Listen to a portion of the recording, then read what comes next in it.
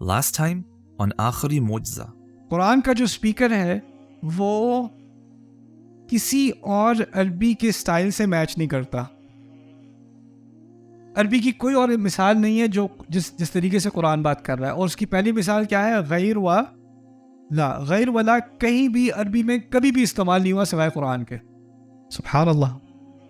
غیر المغضوب علیہم ولا الضالین.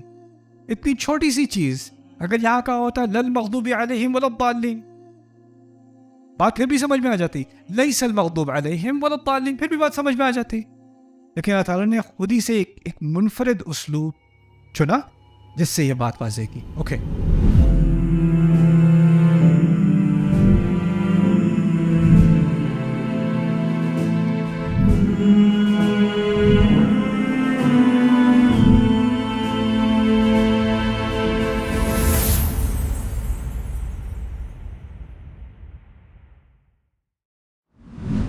alright, اب توازن کی بات کرتے ہیں.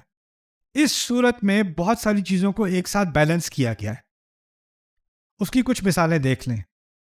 ایک طرف تھی تعریف, دوسری طرف تھا شکر. جو الگ الگ چیزیں ہیں ان دونوں کو ایک ساتھ بیلنس کر کے حمد کا لفظ استعمال کیا.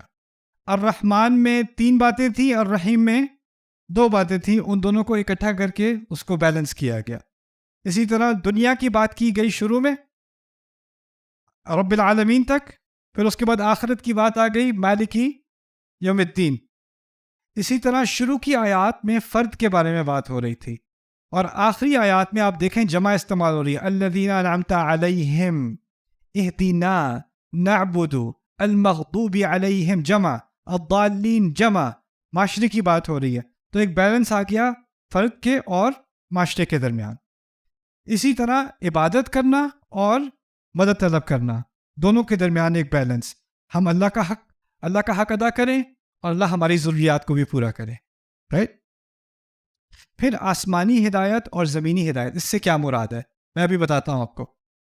اللہ تعالیٰ نے ہمیں ایک تو ہم نے پہلے کہہ دیا سیدھے راستے کی طرف ہدایت دیں, یہ اللہ تعالیٰ کی طرف سے آ سکتا ہے.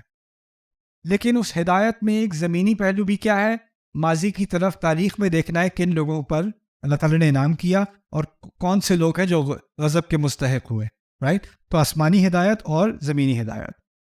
اسی طرح ہدایت کی وضاحت, ایک تو ہے انعام, دوسری طرف ہے ان لوگ ایسے برے لوگوں کی طرف نہ ہمیں لے جانا, ہمیں اس راستے سے بچا لینا. بیلنس بٹوین مثبت اور منفی نا دونوں کے درمیان. اچھا, اب پہلی بات الحمد للہ رب العالمین الرحمن الرحیم مالک یوم الدین. 3 آیات. ان 3 آیات کو میں کہتا ہوں علم. ان 3 آیات کو میں کیا کہہ رہا ہوں؟ علم. کیوں؟ اس میں آپ کو کس کا علم ہوا؟ اللہ تعالیٰ کا علم ہوا اس میں. پھر آپ کہتے ہو ایاک نعبد و ایاک نستعین. ایاک نعبد و ایاک نستعین. ہم اب عبادت کرنے کو تیار ہیں. ہم اب عبادت کرنے کو تیار ہیں. ہم اب مدد مانگتے ہیں, ہمیں ہدایت دیں. یہ کیا ہے؟ عمل ہے. اب آپ عمل کرنے کو تیار ہو. پہلا حصہ تھا علم, دوسرا حصہ کیا ہے؟ عمل. اچھا, اب جب کہا ان کا راستہ جو جن پر آپ نے انعام کیا, ان لوگوں کے پاس کیا تھا؟ علم اور عمل دونوں. پہلے بات سمجھ لیں, بات شروع کہاں ہوئی تھی؟ علم سے. دوسری بات کیا ہو رہی تھی؟ عمل. پھر جس گروہ کی بات ہو رہی ہے اس کے پاس کیا تھا؟ علم اور عمل. اس کے بعد المغضوب علیہم, ان کے پاس کیا ہے؟ ایکچولی ان کے پاس علم ہے بغیر عمل کے, اور الضالین کے پاس ہے علم بغیر عمل کے. علم, عمل, عمل اور علم, علم بغیر عمل, عمل بغیر علم. عجیب عجیب بیلنس ہے اس پوری صورت میں. اچھا, اس کے بعد یہ اس کو سمجھنے کے لیے ذرا دماغ لڑانا پڑے گا آپ کو. اس سم اور فیل کی بات میں کئی دفعہ کر چکا ہوں. نہیں, یہ کیونکہ میں لنگوسٹکس کا اسٹوڈنٹ ہوں نا, یہ میرے نزدیک قرآن کے بہت بڑے عجائب میں سے ہے, بہت ہی بڑے عجائب میں سے. اس کو سمجھنے کے لیے تھوڑا سا میرے ساتھ صبر کرنا. لیکن یہ بات اگر سمجھ میں آ گئی, قرآن کے میرے نزدیک ایک معجزات میں سے ہے یہ. اسم ایسا ہوتا ہے جس میں نہ ماضی نہ حال نہ مستقبل. یہ بات پہلے کہی تھی کہ نہیں؟ اوکے. اسم سے بنتا ہے جملہ اسمیہ. عربی میں کہتے ہیں جملہ اسمیہ. اور جملہ اسمیہ کے اندر کس چیز کی طرف اشارہ ہوتا ہے؟ ایسی چیز جس کا نہ حال ہو نہ ماضی ہو نہ مستقبل ہو، اس میں اس کی طرف کچھ اشارہ ہوتا ہے. ٹھیک ہے. اچھا، دوسری طرف فعل ہے. فعل میں کیا ہوتا ہے؟ ماضی، حال اور مستقبل. اس سے بنتا ہے کیا؟ کیا جملہ فعلیہ. وہ ایک پوری گرامر کا لیسن ہو جائے گا، لیکن آپ بنیادی بات سمجھ لیں. جملہ اسمیہ میں اصل اہمیت اسم کی ہوتی ہے، اور جملہ فعلیہ میں اصل اہمیت فعل کی ہوتی ہے. ٹھیک ہے؟ اوکے. اب ایک اور بات سمجھ لیں اسمیہ اور فعلیہ کے بارے میں. عام طور پر جملہ فعلیہ شروع ہوتا ہے فعل سے، اور جملہ اسمیہ شروع ہوتا ہے اسم سے. اچھا، اسم میں کیا ہوتا ہے؟ ماضی، حال اور مستقبل یا ہمیشگی؟ اچھا، الحمد للہ رب العالمین الرحمن الرحیم مالک یوم الدین. 3 آیات. یہ ایک جملہ ہے. آیات تو 3 ہیں لیکن جملے کتنے ہیں؟ 1. اور یہ جملہ اسمیہ ہے. عربی کے اعتبار سے یہ جملہ کیا ہے؟ اسمیہ. یہ بات یاد رکھنی ہے. اب 3 آیات، کتنے جملے ہوئے؟ 1. اور یہ کون سا جملہ ہے؟ اسمیہ. اور اسمیہ میں کیا ہوتا ہے؟ ہمیشگی. رائٹ؟ اچھا، اب میں ایک آیت سکپ کر کے آخری آیت کے بارے میں بتا رہا ہوں. آخری آیت کیا ہے؟ اہدنا الصراط المستقیم صراط الذین انعمت علیہم غیر المغضوب علیہم ولا الضالین. یہ تمام آیات تو ایک سے زیادہ ہے لیکن جملہ ایک ہی ہے. ایک ہی جملہ ہے. ہمیں ہدایت دیں. یہ ہے جملہ فعلیہ. سورت کا شروع ہوا ہے جملہ اسمیہ. متعدد آیات ایک جملہ، اور وہ جملہ اسمیہ. سورت کی انتہا ہے متعدد آیات لیکن ایک جملہ. اور کون سا جملہ؟ جملہ فعلیہ. اچھا، ایک آیت رہ گئی. کون سی آیت رہ گئی؟ ایاک نعبد و ایاک نستعین. اچھا، یہ عجیب آیت ہے. یہ ہے جملہ فعلیہ. یہ کون سی ہے؟ جملہ فعلیہ، لیکن شروع اسم سے ہو رہی ہے. ایاک اسم ہے، یعنی ہے تو فعلیہ لیکن اس میں اسمیہ کے اثرات ہیں. یہ دونوں کا اس طرح سمجھ لیں، یہ دونوں کا ایک مکسچر ہے. ٹھیک ہے؟ اچھا، میں یہ ساری بات میں آپ کے سامنے کیوں رکھ رہا ہوں؟ اب بات سمجھ میں آئے گی. الحمد للہ رب العالمین الرحمن الرحیم مالک یوم الدین کس قسم کا جملہ تھا؟ اب آپ مجھے بتاؤ. ہاں، اسمیہ میں کیا ہوتا ہے؟ اور یہ حصہ اللہ تعالیٰ کے بارے میں ہے تو اس کے لیے ہمیشگی ہونی چاہیے. آخری حصہ کیا تھا؟ اہدنا الصراط المستقیم صراط الذین انعمت علیہم غیر المغضوب علیہم ولا الضالین. یہ کس کے بارے میں ہے؟ انسان کے بارے میں ہے. کون سا اسلوب استعمال ہوا؟ جملہ کیا؟ اور فعلیہ کیا ہوتا ہے؟ عارضی ہوتا ہے، ٹیمپرری ہوتا ہے، وہ ہمارے لیے مناسب ہے. درمیانی آیات کیا ہیں؟ ہم آپ کی عبادت کریں گے صرف اور صرف، اور ہم صرف آپ ہی سے مدد مانگتے ہیں. یہ ہے ایک اگریمنٹ میرے اور میرے رب کے درمیان. تو اس میں ہے تو یہ فعلیہ، لیکن اس میں کیا ہے؟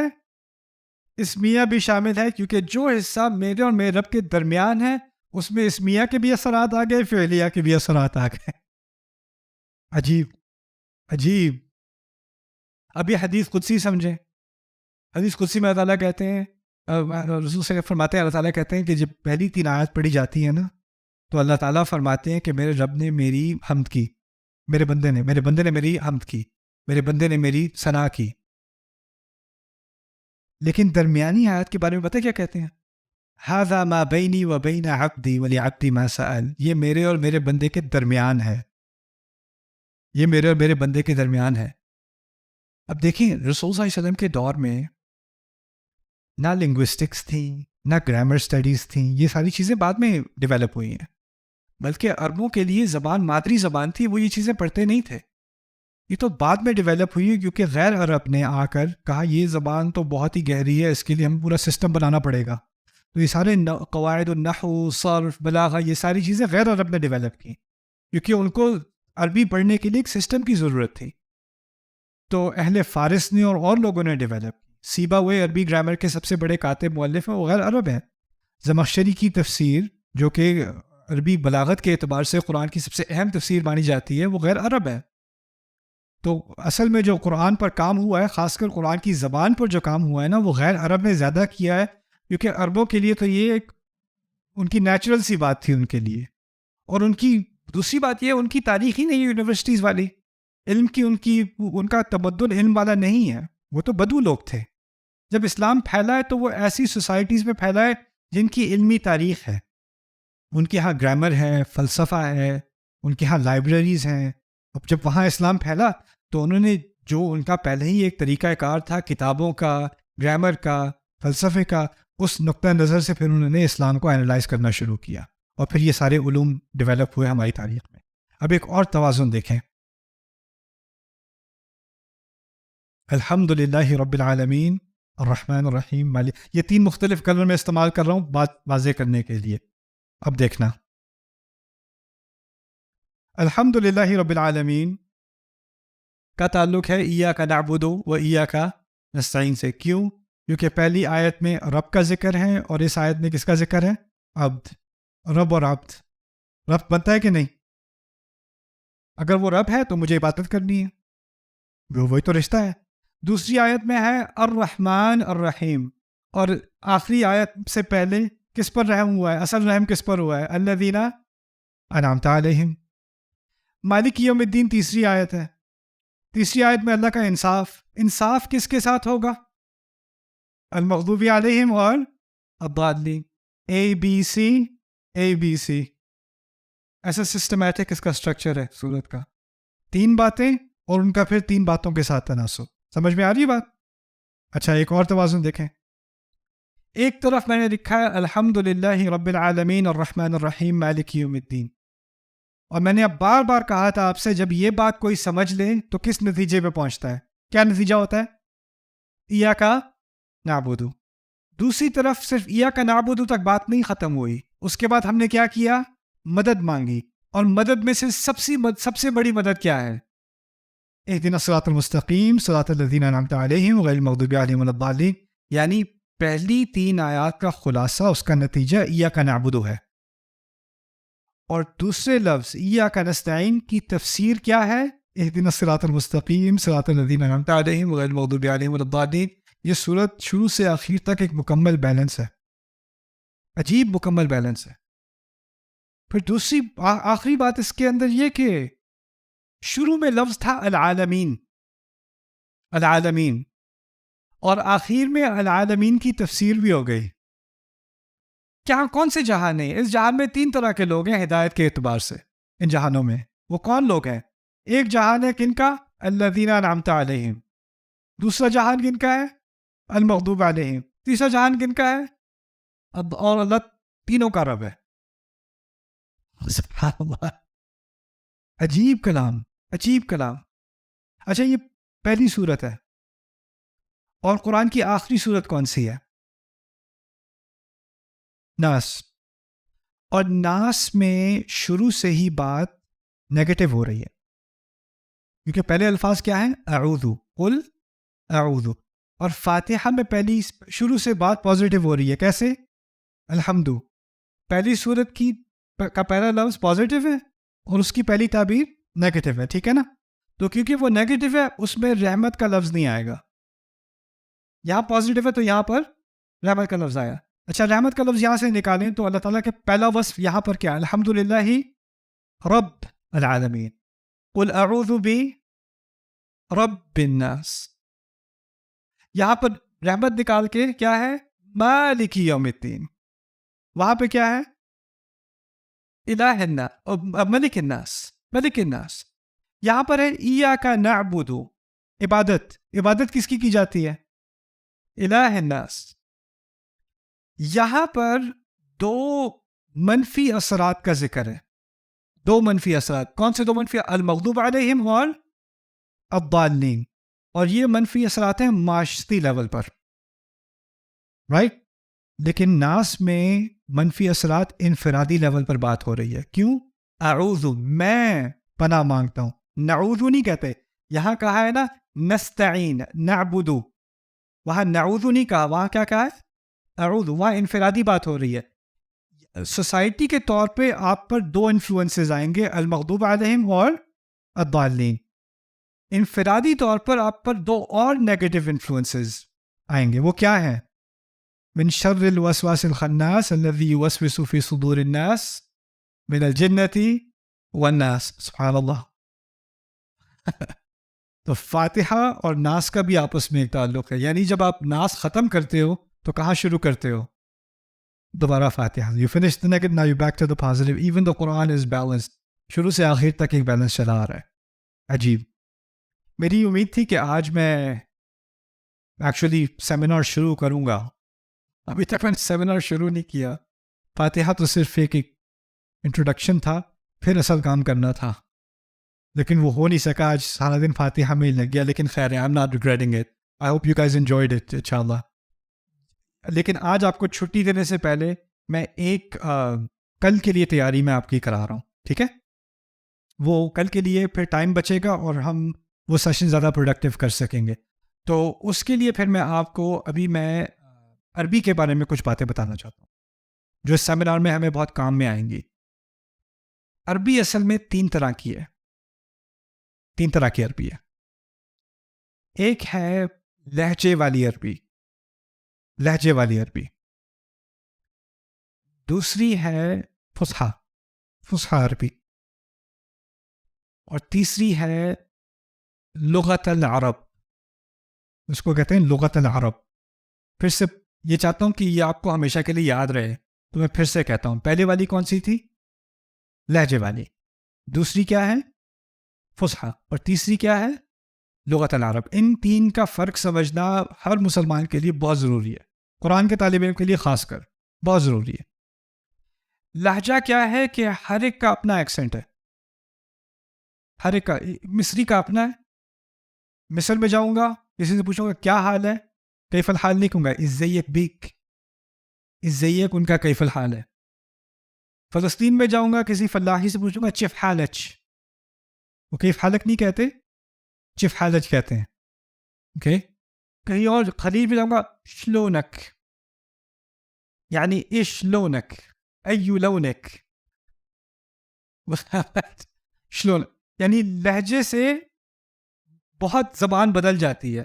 یہ انگلش میں بھی ہوتا ہے، اردو میں بھی ہوتا ہے، کہیں کہیں چاقو ہوتا ہے، کہیں کہیں کاچو ہوتا ہے نا. انگلش میں بھی ہوتا ہے. میرا ایک دوست تھا گائنیز، گائنیز بھی سمجھتے ہیں کہ وہ انگلش بولتے ہیں. میرے ساتھ وہ چل رہا تھا، کہیں ایک گاڑی گزری، کہتا ہے آبی گاٹھی لارا. میں نے کہا what did you say؟ آبی گاٹھی لارا what's that؟ Because you don't understand آبی گاٹھی لارا. Like no, explain. کیا کہہ رہے ہو آبی گاٹھی لارا؟ He said I be got a thing like that.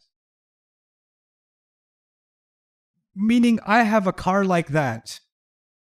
آبی گاٹھی لارا. وہ اس کا ایکسنٹ ہے. یعنی لہجے میں فرق پڑ جاتا ہے کہ نہیں؟ امریکہ میں پیپسی کوک وغیرہ کو سوڈا کہتے ہیں، سوڈا. کچھ اور اسٹیٹس میں pop. You want a pop, you want a soda. New York میں سوڈا، اوہایو میں پاپ. میں انگلینڈ گیا، انگلینڈ میں میرا دوست مجھے کہتا ہے اے استاد you care for a fuzzy. میں پتہ نہیں کیا کہہ رہا ہے مجھے. میں نے کہا I will do no such thing. You care for a fizzy. پھر عجیب واقعہ ہوا میرے ساتھ. میں انگلینڈ میں تھا تو مجھے سیمینار کے لیے دیر ہو رہی تھی، میں استری کر رہا تھا اپنے کپڑے. تو مجھے کال کی، دو دوست مجھے کالج لے کے جا رہا تھا. We're getting late for the seminar. I said let me just finish ironing my pants. مجھے نہیں پتا تھا کہ پینٹ کا لفظ امریکہ میں پتلون کے لیے استعمال ہوتا ہے، انگلینڈ میں انڈر ویئر کے لیے استعمال ہوتا ہے. تو کہتے ہیں you do that in America? I was like yeah we do that in America.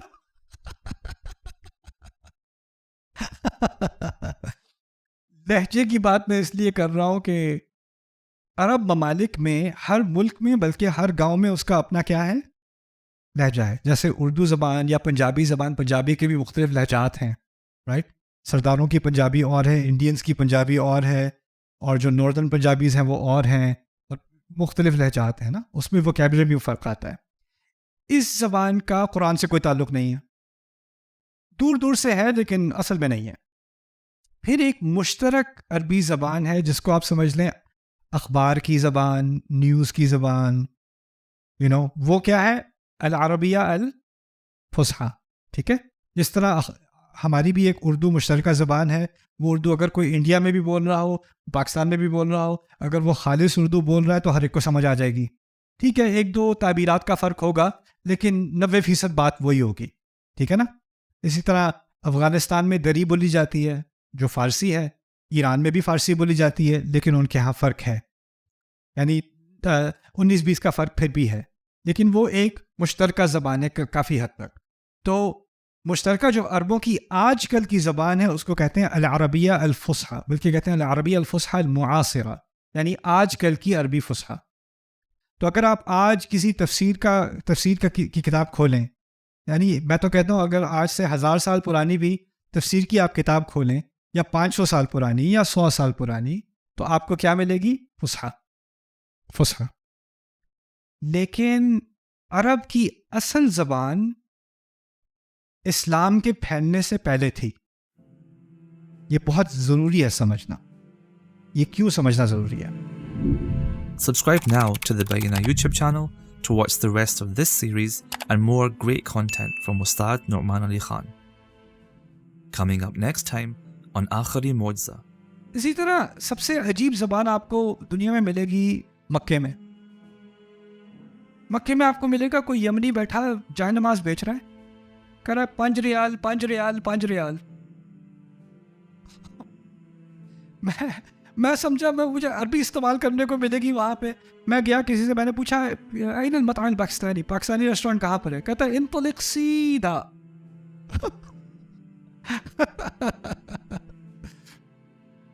ایسا کیوں ہوتا ہے؟ ایسا اس لیے ہوتا ہے کہ جب مختلف کلچرز ایک دوسرے سے ملتے ہیں نا، تو ایک زبان اور دوسری زبان آپس میں گڑبڑ ہونی شروع ہو جاتی ہے.